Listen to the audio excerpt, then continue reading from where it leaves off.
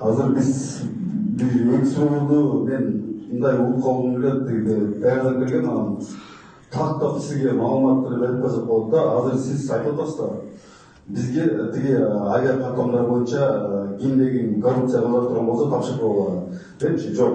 Эгерде чындап мондай туурасынан алып келгенде, мисалы үчүн биз Бишкек менен Стамбулдун разницасы 200 километр да.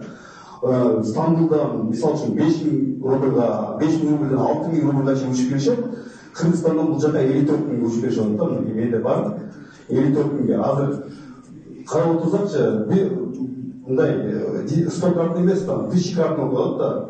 Анткени основаниясынан ушул бир основаниясы болбогон учурда деле бул авиакатомдун негизги баягы жол аралыгы менен дүйнөлүк эмеге туура келбейт экен да. Ал жактан мисалы үчүн 6 миңден учуп келсе, биз жактан 60 миңге учуп келет. Ошону азыр сиз азыр Кыргызстанга барып эле ушул нерсени чечкенге сиздин толук мүмкүнчүлүгүңүз бар. Жана ушул аз убакыттын ичинде чече турган